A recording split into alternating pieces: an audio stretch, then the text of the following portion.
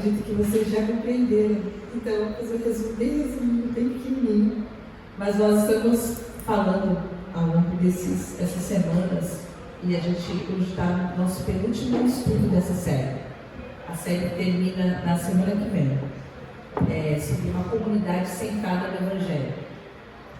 E é interessante porque, apesar de ser um estudo direcionado para a comunidade, ele é aplicável para nós porque ele fala de como que o Evangelho transforma os nossos relacionamentos. Então, na verdade, a gente pode aplicar essa verdade em todos os nossos relacionamentos. A gente aplica isso no nosso ambiente de trabalho, no nosso ambiente de estudo, na nossa família, com os nossos amigos. A gente checa como está o nosso coração diante da verdade do Evangelho, como que nós temos nos relacionado à luz da palavra. Então, considerando que nós somos seres que fomos criados à imagem e semelhança de Deus, e fomos criados à imagem e semelhança de Deus para vivermos em comunidade, porque Deus, em sua trindade, é uma comunidade perfeita em amor, perfeita em unidade, e nós fomos estragados nesse amor, incapacitados de amar perfeitamente por causa do pecado. O pecado nos incapacitou de amar, o pecado nos incapacita de perdoar, o pecado nos incapacita de sermos solidários, de sermos generosos, o pecado nos faz egoístas, o pecado nos faz centrados em nós mesmos. Jesus então veio para nos redimir, Jesus então veio para nos trazer uma chance de vivermos em comunidade, de termos uma possibilidade real de amarmos, e isso é através da presença do Espírito Santo em nós, através do Evangelho. Então nós somos inseridos numa comunidade para sermos transformados, porque é através das relações uns com os outros que nós checamos as verdades que existem no nosso coração. E eu tenho falado ao longo dessas semanas que é fácil a gente falar que ama até a gente ser confrontado por alguém. É fácil a gente falar que ama num ambiente amável, até que a gente recebe uma bomba de desamor, até que alguém vem e confronta você, até que alguém vem e traz julgamento sobre você, alguém é injusto com você, alguém falha tremendamente com você. Então, nesses momentos em que nós somos confrontados, é que a gente pode avaliar o quanto que o Evangelho tem sido eficaz na nossa vida. Você vai ler na palavra que nós somos provados pelo fogo.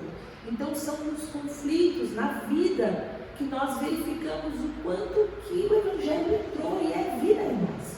Por isso que nós somos transformados na comunidade. E ao longo, então, dessa verdade que entrou no nosso coração, nós entendemos que nós estamos aqui para sermos formados, estamos unidos, porque através das nossas relações nós vamos aprendendo a servir, nós vamos aprendendo a nos sujeitar, a gente vai aprendendo a ver o valor do irmão, a gente vai aprendendo a ser mais humilde, a gente vai aprendendo a ser mais paciente. Então, nós estamos aqui, plantados aqui, não é por acaso, porque Deus tem um propósito de nos formar. Nós estamos sendo trabalhados por Deus, e também estamos sendo instrumentos do trabalhar de Deus na vida de outras pessoas. Deus tem um propósito na vida de cada um de nós. Então, a comunidade é utilizada por Deus para nos moldar como filhos dele. E nós vimos como fruto, então, dessa comunidade centrada no Evangelho, uma comunidade alegre, uma comunidade humilde, e na última semana nós vimos uma comunidade honesta. Acabou o nosso resumo. E hoje nós vamos ver como que é uma comunidade repleta de graça. E quando a gente fala de graça, e a gente precisa falar que por termos sido criados à imagem e semelhança de Deus, nós falamos também de sermos uma comunidade que expressa essa graça. Porque se nós somos a imagem de Deus, nós precisamos expressar a mesma graça que nós recebemos. E quando nós falamos de graça, nós estamos falando de aceitação. E aceitação, aprovação, é algo muito visceral nas relações. E por causa do pecado, houve uma distorção uma discrepância do padrão de Deus para essa aceitação. Hoje, também por causa do pecado, o nosso entendimento e o nosso desejo de aceitação, ele foi maculado por causa do pecado. Nós precisamos muito mais ser aceitos e aprovados do que nós precisaríamos se tivéssemos o entendimento correto da graça de Deus. E ao mesmo tempo nós temos muito mais dificuldade de aceitar as pessoas, também por causa do pecado. Então, uma correta compreensão da graça de Deus, do amor de Deus, do perdão de Deus, vai trazer para nós vai alinhar o nosso coração a uma profundidade nos nossos relacionamentos para aceitar as pessoas de acordo com a visão de Deus. E é um pouco disso que nós queremos falar isso. Nosso desejo, do nosso conceito de aceitação e como o Evangelho vai trazer uma correta compreensão disso.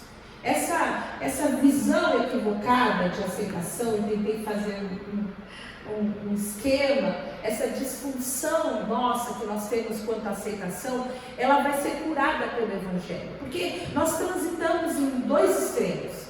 Ou a gente tem um tipo de aceitação sem confrontação, pode chegar, eu não ligo, eu não me importo, eu não questiono, eu não confronto suas crenças, eu não me importo com o seu comportamento contrário à palavra, você pode viver como você quiser, eu não vou falar a verdade para você em amor, eu não vou ser honesto com você, você vai ficar aqui do meu lado, eu não vou confrontar você, eu aceito assim você como você é. E aí eu vou seguir com amor com aquela pessoa, mas sem verdade. Ou então a gente vai para um outro extremo, onde nós só aceitamos pessoas que passam pela nossa régua, pessoas que têm um nível de desempenho altíssimo, a gente tem um crivo e a gente acaba sendo pessoas julgadoras, que para que a gente aprove, para que a gente aceite aquelas pessoas, elas passam por uma necessidade de desempenho, de performance. E a gente não pode ser esse tipo de comunidade, mas também nas nossas relações pessoais, nós precisamos vencer tanto essa superficialidade, quanto essa necessidade de apontar um desempenho para as pessoas. E somente o Evangelho de Jesus pode curar o nosso conceito equivocado de aceitação e de aprovação. Porque quando nós entendemos a graça de Deus e a forma com que nós fomos aceitos, a forma com que nós fomos perdoados, isso precisa refletir nas nossas relações com as pessoas. E aí eu pergunto para você, como que nós fomos aceitos? Como que nós fomos perdoados? E eu quero conversar um pouco e ler alguns versículos sobre a graça de Deus. E eu amo muito falar sobre a graça de Deus. E eu quero ler com você Efésios 2, que vai responder como nós fomos perdoados e aceitos. Efésios 2, versículo 1 a 8, fala que vocês estavam mortos em suas transgressões e pecados. Nós, antes de Jesus chegar na nossa vida. Não importa se a gente era criança, porque não é pelo que a gente fez, a gente vai chegar lá. Todos nós, antes de fazermos uma confissão de fé, qual que era a nossa confissão? Mortos em suas transgressões e pecados, nos quais vocês costumavam viver, quando seguiam a presente ordem desse mundo e o príncipe do poder do ar, o espírito que agora está atuando nos que vivem na desobediência. Anteriormente, todos nós também vivíamos entre eles, satisfazendo as vontades da nossa carne, seguindo os seus desejos e pensamentos como os outros, éramos por natureza merecedores da ira. Todavia Deus, que é rico em misericórdia, pelo grande amor, acho que eu tinha que passar aqui, né?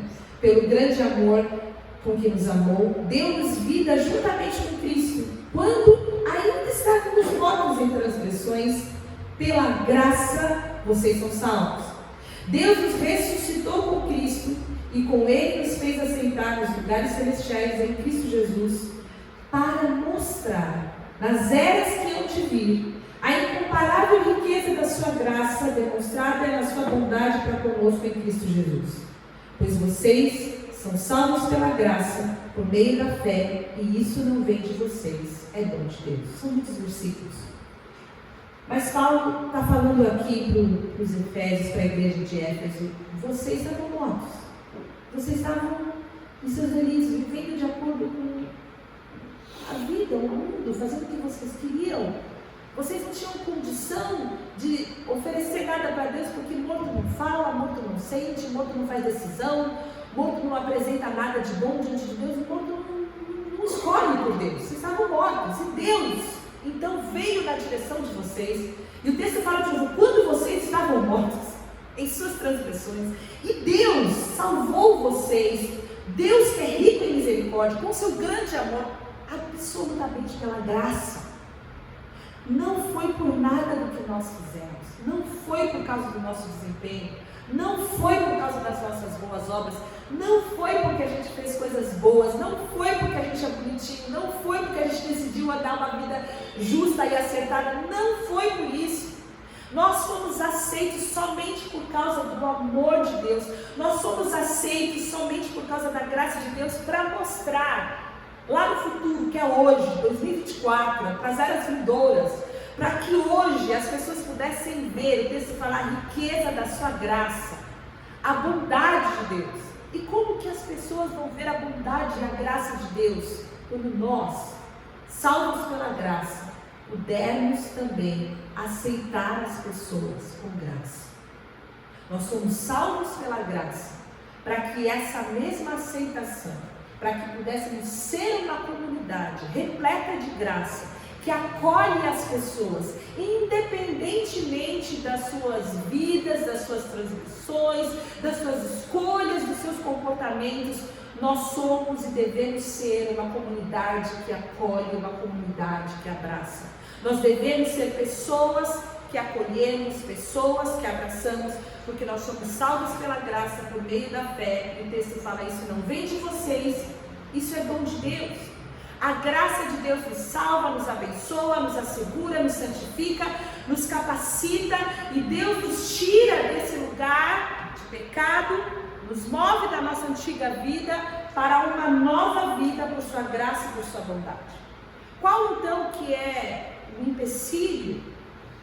Qual é a dificuldade? Quais são os obstáculos que nós enfrentamos na nossa vida pessoal, no nosso relacionamento com Deus, para entendermos a graça de Deus? Por que nós não desfrutamos de forma abundante da graça de Deus? São dois, pelo menos, que eu gostaria de falar hoje. Em primeiro lugar, como eles se manifestam no nosso relacionamento com Deus, e depois como esses empecilhos vão se relacionar nos nossos relacionamentos com as pessoas. E eles são o orgulho e o medo. Eles afetam a aceitação e eles afetam o perdão. Eu queria falar em primeiro lugar sobre o orgulho. O orgulho não deixa a gente ser apenas aceito por Deus. Nós não queremos ser apenas aceitos, nós queremos ser aceitáveis. Nós queremos ser dignos. A gente quer acertar. Quando a gente erra e a gente chega diante de Deus, a gente quer uma nova chance, porque a gente quer provar para Deus que a gente é capaz de ir lá e não errar de novo. E a gente vai e a gente erra de novo. E a gente vai e a gente tenta e a gente acha que dessa vez a gente vai conseguir, porque a gente quer ser aceitável. A gente quer apresentar diante de Deus um credencial de que a gente é bom. Porque a gente precisa dessa possibilidade de não errar mais, a gente quer merecer o perdão de Deus. E na verdade todo o conceito da graça é de que é um favor que nós não merecemos. E ela confronta o nosso orgulho, porque não tem nada que a gente possa fazer para merecer o perdão de Deus e a aceitação de Deus. Não tem nada que a gente possa fazer. E enquanto a gente não entender isso, nós vamos ficar correndo loucamente como por uma esteira espiritual, sem alcançar. Porque a graça é um favor imerecido. Romanos 5:8 fala que Deus demonstra o seu amor por nós, porque Cristo morreu em nosso favor quando nós éramos pecadores. A gente já foi alvo da graça de Deus lá atrás, quando nós estávamos mortos. Efésios, mortos, pecadores. Ele já nos amou, já fomos salvos, já fomos alvo do amor, do perdão de Deus. Mas o orgulho também, ele afeta a nossa capacidade receber o perdão de Deus, não só a aceitação. Porque quantas vezes que nós não chegamos diante de Deus nos justificando? Quantas vezes a gente chega diante de Deus tentando explicar, tentando colocar a culpa nas outras pessoas, ao invés de simplesmente pedir perdão pelo nosso pecado? Quando nós nos justificamos, a gente não tem uma percepção da graça de Deus. O Tito fala o seguinte: mas quando se manifestaram a bondade e o amor de Deus pelos homens da parte de Deus, nosso Salvador, não por causa dos atos de justiça por nós praticados, as coisas boas que a gente acha que a gente faz, mas devido à sua misericórdia. Olha o que aconteceu quando se manifestou a bondade de Deus. Ele nos salvou pelo lavar regenerador e renovador do Espírito Santo, que Ele derramou sobre nós generosamente por meio de Jesus Cristo, e Ele fez a fim de que, justificados por sua graça, nos tornemos seus herdeiros, tendo a esperança da vida eterna. Nós fomos justificados pela sua graça. Não precisamos nos justificar mais. A gente não precisa contar história para Jesus, porque Ele sonda e conhece o nosso coração. Nós temos uma grande dificuldade de aceitar e receber o perdão de Deus, mas esse perdão é livre e disponível, porque Ele nos justifica pela sua graça. Perdoados por sua graça, perdoados por sua misericórdia, perdoados por sua misericórdia e graça, generosidade. Nós não precisamos viver uma vida de desempenho e de esforço, mas não é só o orgulho. Existe um outro empecilho que nos impede de desfrutar essa graça, que é o medo. Muitos de nós não desfrutam da graça de Deus porque tem medo de Deus. Vive uma vida de medo. Deus não vai me aceitar. Deus não pode me aceitar. Se Ele sabe o que eu sei sobre mim, se Ele sabe o que eu penso, e Ele sabe o que eu sinto, eu tenho que fugir dele. Eu tenho que me esconder dele. Eu tenho que ter medo, porque Ele não pode me aceitar. E muitas pessoas vivem essa vida de fuga. Vivem essa vida porque sabe quantas vezes que já falhou, quantas vezes que já pediu perdão pelo mesmo pecado, quantas vezes que já chegou com a mesma história para Deus, e aí você pensa: não, Ele não pode me aceitar, não, Ele não pode me perdoar, eu vou ser rejeitado de novo. E quando eu vejo esse medo e eu penso nessa vida de fuga, nessa vida de esconder-se de Deus, eu sempre me lembro de Adão e Eva, que depois de pecar, eles acharam que eles podiam se esconder de Deus. Não sei se lembra disso no jardim. Eles acharam que eles podiam se esconder. Então a primeira atitude deles foi se esconder. Primeiro eles tentaram esconder a nudez, depois eles tentaram esconder-se a si mesmos, e depois que não conseguiram, aí eles partiram com orgulho e começaram a se justificar. Não, foi ela. E ela: não, foi a serpente não podia falar, se era para culpar alguém também. Porque essa necessidade de se justificar do orgulho, do medo, não é de hoje, não está só presente no nosso coração, isso já está lá no Éden. Isso está escrito quando você abre a Bíblia em Gênesis. Faz parte da natureza humana. E impede que a gente desfrute da graça de Deus. Mas Deus tem uma grande e boa nova para nós, que Jesus Cristo se entregou por nós para nos redimir de toda a maldade. Ele trouxe para nós a grande e maravilhosa notícia de que toda a maldade, de que todo medo, de que todo orgulho, ele pode ser arrancado do nosso coração para que a gente possa desfrutar da graça de Deus. Isso está em Tito 2. Ele se entregou por nós a fim de nos redimir de toda a maldade e purificar para si mesmo um povo particularmente seu. Nós somos dele, dedicado à prática de boas obras. Essa é a graça de Deus. E quando a gente tem a compreensão dessa graça, quando a gente entende esse amor, essa bondade, essa generosidade, essa escolha de Deus por nós, quando a gente não valia nada, a gente até que agora vale alguma coisa, a gente quer andar no caminho, a gente quer fazer a vontade de Deus, a gente ora: Espírito Santo me ajuda, a gente quer agradar o Senhor. Nós temos sim vivido uma vida de acordo com a palavra de Deus, mas lá atrás, quando Ele nos escolheu, não foi pelo nosso desempenho, foi apenas por sua graça. Quando nós trazemos para o nosso coração essa completa compreensão, aí Deus chama a gente para perto e traz para nós uma grande responsabilidade. E a palavra de Deus em Romanos 15, 7 fala: portanto, aceitem-se uns aos outros da mesma forma com que Cristo os aceitou, a fim de que vocês glorifiquem a Deus. Vocês foram aceitos? Vocês aceitaram as pessoas da mesma maneira que vocês foram aceitos? Como que nós aceitamos as pessoas? Como é que a gente deixa uma pessoa entrar na nossa vida? Como é que a gente deixa uma pessoa entrar na nossa turma? Como é que a gente deixa uma pessoa entrar na nossa família, na nossa igreja, no nosso convívio? Quais são os critérios? Será que nós temos cumprido Romanos 15, 7? Aceitem uns aos outros da mesma forma. E não é só isso. Efésios 4,32: sejam bondosos e compassivos uns para com os outros, perdoando-se mutuamente, assim como Deus perdoou vocês em Cristo. Aceitação e perdão devem ser da mesma forma que fomos aceitos e perdoados. Essa completa compreensão da graça de Deus transforma o nosso modo de aceitar e de compreender as pessoas. Mas infelizmente, assim como o orgulho e o medo, eles são os empecilhos para o nosso relacionamento com Deus, o orgulho e o medo também são empecilhos para o nosso relacionamento com as pessoas.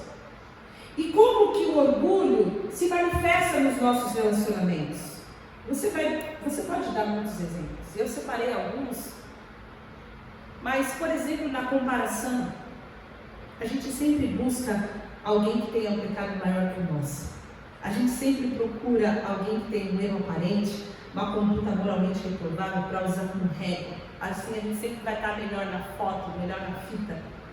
A gente é bom para apontar o erro das outras pessoas. A gente é ótimo para sentar junto com outras 2, 3 pessoas e falar mal das pessoas, falar mal, contar história ruim do que está acontecendo, da desgraça que está acontecendo na vida dos outros, porque a gente se sente melhor. A nossa vida é melhor que a deles. A gente faz as coisas erradas, mas não tão erradas. Olha o que o fulano Beltrano está fazendo lá. Isso é orgulho. São raízes de orgulho no nosso coração. Às vezes o orgulho se manifesta no desejo de atrair atenção para nós. A gente quer atrair atenção para coisas boas que a gente faz e ninguém está vendo. Ou a gente quer atrair atenção buscando elogios, ou cuidados, amor, carinho, buscando essa aprovação, buscando essa aceitação. Quantas coisas nós nos desdobramos para fazer na busca contínua dessa aceitação? Porque há uma disfunção por não compreender a graça de Deus. Mas ainda há uma outra forma do orgulho se manifestar, impedir o fluxo da graça de Deus, quando nós retemos o perdão. Nós temos falado sobre o credor incompassivo, aquele sujeito que foi perdoado, muito perdoado por Deus, mas ele não consegue perdoar uma merrequinha ao seu irmão. Isso é orgulho. E o orgulho é um empecilho da graça de Deus, porque eu recebi a graça e fui perdoado, mas eu não consigo perdoar. Isso é orgulho. E isso impede o fluxo da graça de Deus nos relacionamentos. Deixar de perdoar aqueles que não merecem é uma forma de orgulho. E eu sei que é difícil perdoar, principalmente quando você foi realmente ofendido, quando você tem razão, quando você está sendo injustiçado, quando a pessoa fez uma maldade contra você, quando você está na posse de todos os seus argumentos e os fatos são todos a seu favor. Mas pense em Jesus. Ele, no alto de toda a sua grandeza, de toda a sua generosidade, na cruz do Calvário, olhou para os seus opositores e olhou para o Pai: perdoa, porque eles não sabem o que eles fazem.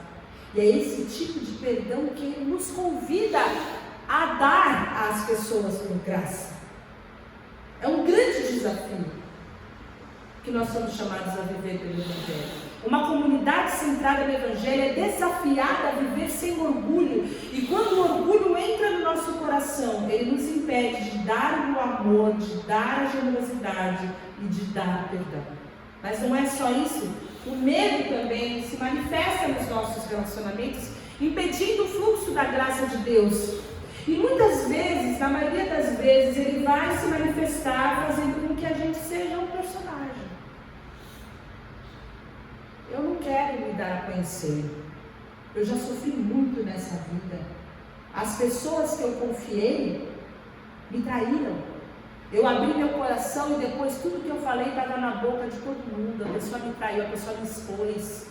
Para que eu vou falar da minha vida para ser julgado pelos outros? E nessas condições nós vamos criando camadas e camadas. E a gente vai deixando de nos abrir, de viver uma comunidade com relacionamentos e raízes profundas, como nós temos falado, porque nós temos medo que as pessoas nos conheçam. Ou nós temos medo que as pessoas conheçam as nossas falhas, medo que as pessoas conheçam as nossas vulnerabilidades, porque nós estamos vivendo de performance, nós temos máscaras, as pessoas não sabem quem nós somos. E porque nós somos personagens não se relacionam. E nós vamos vivendo de uma falta de verdade. A gente vive em amor, mas a gente não vive em verdade. Porque temos histórias e temos traumas, fomos mal interpretados e rejeitados. E esse medo de rejeição vai dominando a nossa vida e a gente não vive o que Deus tem para nós. Quando nós somos um ambiente de graça, um lugar seguro, sem julgamento, um lugar confiável, nós temos um ambiente propício para que as pessoas possam abrir seus corações. Nós precisamos ser esse lugar, onde as pessoas podem confiar umas nas outras. Nós precisamos ser amigos fiéis, pessoas que não falam umas das outras, não falam para as outras, não confiam segredos, mas são amigos fiéis que oram juntos. Porque quando nós criamos esses ambientes entre nós podemos ser quem nós realmente somos. E nós precisamos confessar os nossos pecados, as nossas lutas, as nossas dificuldades. Nós precisamos de amigos de oração, pessoas que saibam as lutas reais que nós vivemos. Esses são relacionamentos profundos. Nós precisamos de força, de suportarmos uns aos outros espiritualmente. Às vezes nós encontramos esses recursos fora da igreja, num amigo, mas não temos coragem de abrir os nossos corações para os irmãos, e isso é um absurdo, irmãos. Nós precisamos ser uma igreja repleta de graça, um ambiente acolhedor, mas um ambiente seguro, sem medo, onde nós podemos abrir os nossos corações, porque é bíblico confessar os nossos pecados uns aos outros para sermos curados. E quando nós vivemos nessa forma, temos essas dificuldades, essas disfunções, é porque a graça ainda não está fluindo como deveria fluir nas nossas vidas. Há um equívoco na vida e na prática da igreja e dos irmãos, e Deus quer curar isso nas nossas vidas e no nosso coração. Como então o Evangelho atua? Eu escrevi: enquanto houver um ambiente de performance e julgamento, haverá alguém com medo e sem experimentar a graça de Deus. Como o Evangelho atua para criar uma comunidade repleta de graça? Como que o Evangelho vai entrar na nossa comunidade, vai entrar no nosso coração, vai entrar nos nossos relacionamentos para que a gente possa efetivamente ser uma comunidade repleta da graça de Deus?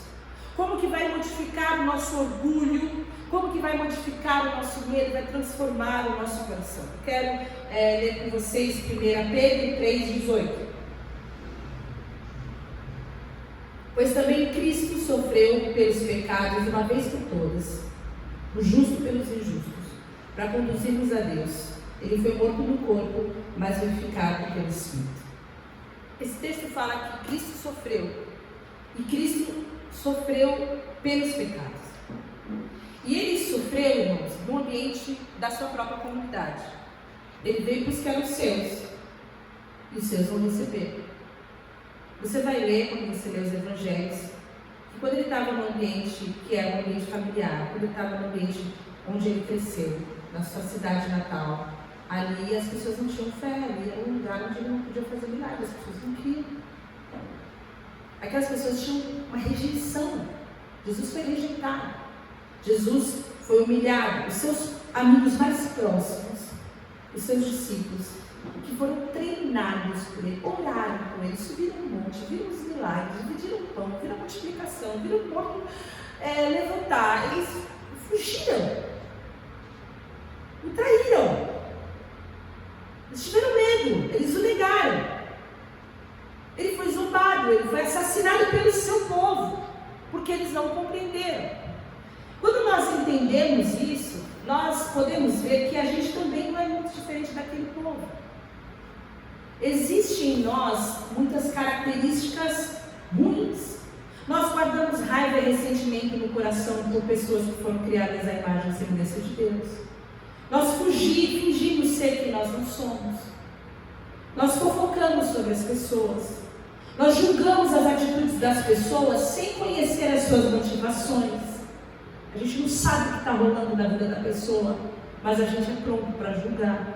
A gente esconde e mente sobre o nosso pecado. A gente culpa os outros ao invés de admitir os nossos erros. A gente diminui as pessoas para a gente se sentir melhor. E a gente, por ser assim, essa é a grande má notícia, a gente está cheio de pecado. E é porque a gente tem esses pecados que esse é o grande impedimento do fluxo da graça de Deus na nossa vida e também na nossa comunidade. A graça não pode fluir porque existem necessidades de arrependimento. Nós precisamos ter uma correta compreensão da graça de Deus, porque tudo isso aqui é falta de compreensão da graça. Ou é medo ou é orgulho. E quando nós compreendemos a graça de Deus, nós somos transformados. E a boa notícia do Evangelho, a grande notícia do Evangelho, que Cristo morreu em nosso lugar para nos levar a Deus, e quando nós recebemos a graça de Deus, quando Ele entra no nosso coração, essas raízes do orgulho, essas raízes do medo são arrancadas e nós podemos viver expressando a graça de Deus. Eu quero dar 3 exemplos bem práticos, para a gente encerrar. Mas o Espírito Santo vai levar você, se você orar por isso, você ver outros exemplos. Eu tinha 6, mas ia ficar muito extenso. De como o Evangelho pode transformar coisas práticas que nós vivemos no nosso dia a dia e que são erradas, que são práticas do nosso dia a dia e que nós precisamos mudar, porque o Evangelho vem para confrontar essas coisas que nós às vezes fazemos sem pensar, que estão enraizadas na nossa cultura, às vezes estão enraizadas na prática da nossa família ou da nossa igreja ou de alguém que a gente conhece, a gente acaba abraçando uma vivência, mas é contrária, é antibíblica. A primeira delas é o favoritismo. Aí você fala, mas preferir umas pessoas às outras é uma coisa normal, não é?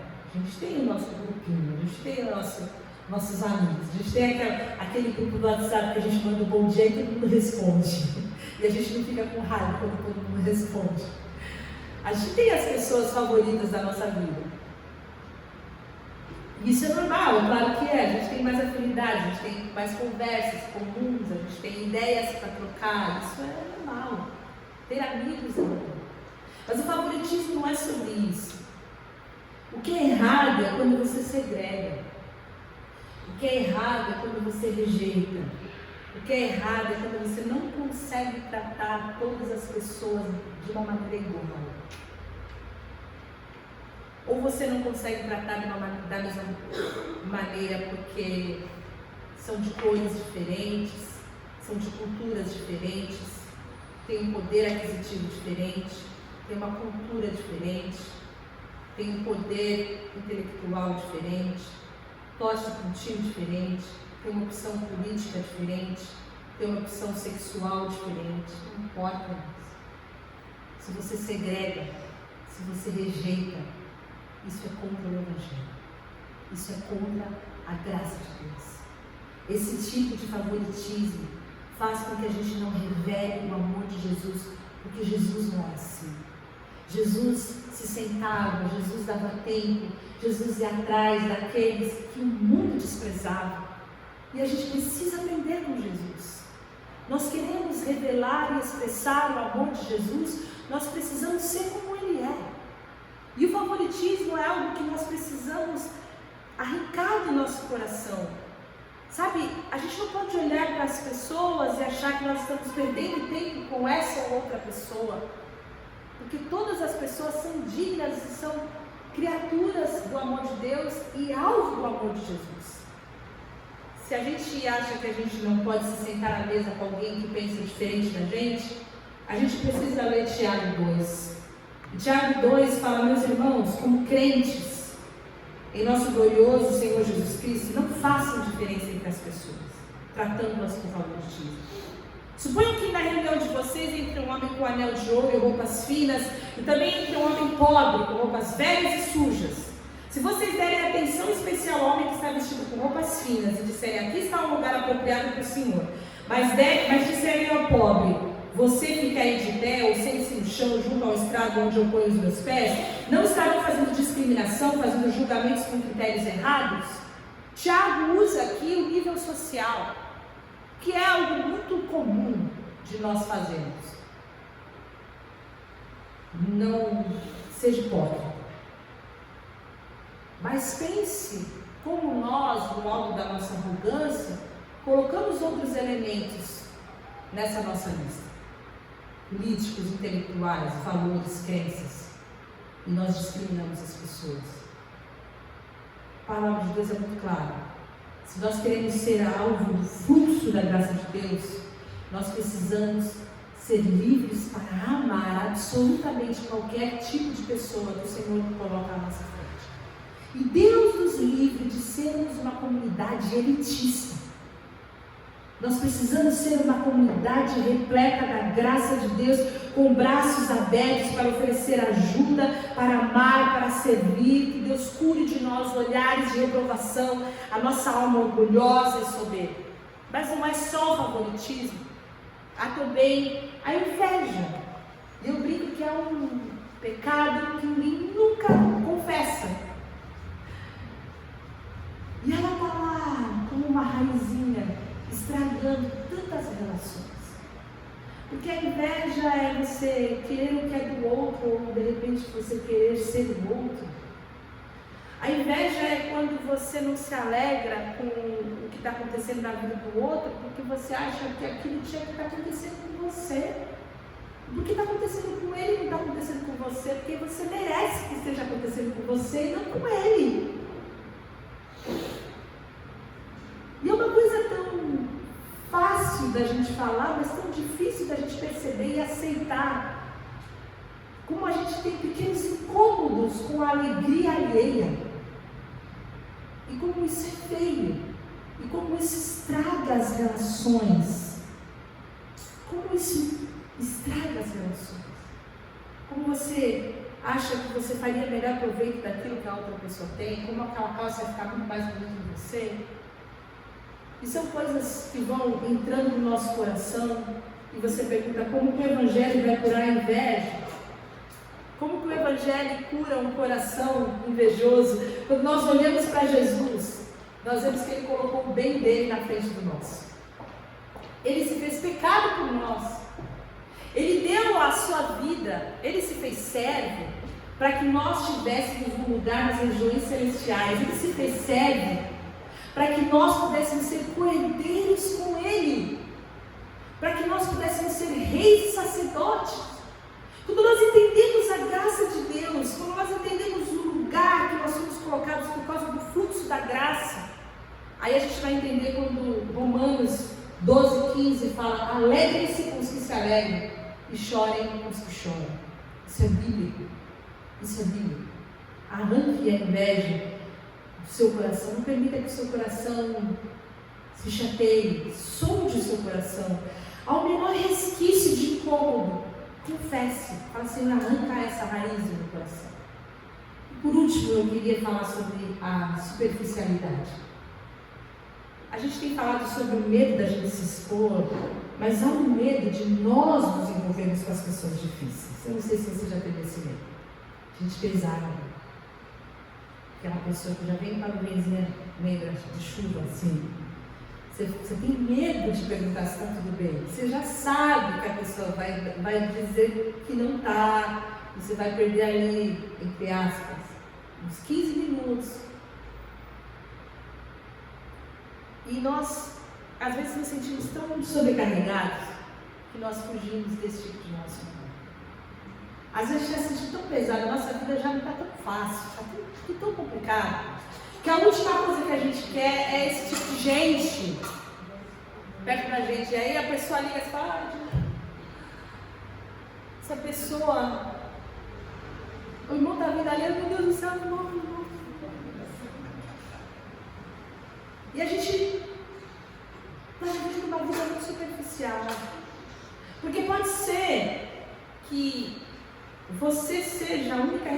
pelo amor de Deus, a vida dessa pessoa. Nós somos o corpo de Cristo. Vocês se lembram do texto que a gente leu? Que Deus revelou a sua graça, a sua generosidade, para que nas eras vindouras as pessoas pudessem conhecer a graça e a bondade de Deus. Então é agora que nós precisamos mostrar a graça e o amor de Deus. É para essas pessoas. Agora é a hora. Esse é o fogo. Esse é o momento. São essas pessoas que precisam do amor de Jesus. Não são os fáceis. E a gente precisa entender que Deus vai nos dar a graça necessária para ajudar e suportar as pessoas. Como o Evangelho nos ajuda a vencer o nosso medo dessas pessoas, os irmãos B.O. Tem um versículo de Efésios 4:2 que fala: sejam completamente humildes e dóceis, e sejam pacientes, suportando uns aos outros com amor. Segure, cuide, ame aquele que precisa ser suportado, porque já não tem mais forças para caminhar sozinho. Faça isso com amor. Favoritize inveja, superficialidade, orgulho, medo. Como isso invade o nosso coração? Nós entendemos que ainda há falta do fluxo da graça de Deus. E você vai perceber em muitos detalhes da sua vida, da nossa vida, que a gente tem desamor, que a gente tem egoísmo, que a gente tem insensibilidade, que o nosso tempo é muito precioso, que a gente não quer saber, que a gente não quer se envolver com algumas coisas. E esse nosso comportamento é contrário à palavra de Deus. Nós precisamos deixar com que o nosso coração se encha da graça de Deus. É tão gostoso quando a gente lê que nós somos amados, que nós somos aceitos, que Deus mostrou generosidade, que Deus mostrou bondade, que Ele nos amou, que Ele nos aceitou, que Ele nos perdoou, que nós não fizemos nada. É tão maravilhoso quando a gente tem a correta compreensão dessa graça maravilhosa. Mas ela nos leva para um compromisso, que foi aqueles 2 versículos que nós lemos. Da mesma maneira que você foi aceito, aceite também. Da mesma maneira que você foi perdoado, perdoe também. Porque nós somos o que somos apenas por causa da graça de Deus. Você é quem você é. E você chegou onde você chegou. E você tem o que você tem. E você carrega o que você carrega. Apenas, somente por causa da graça de Deus.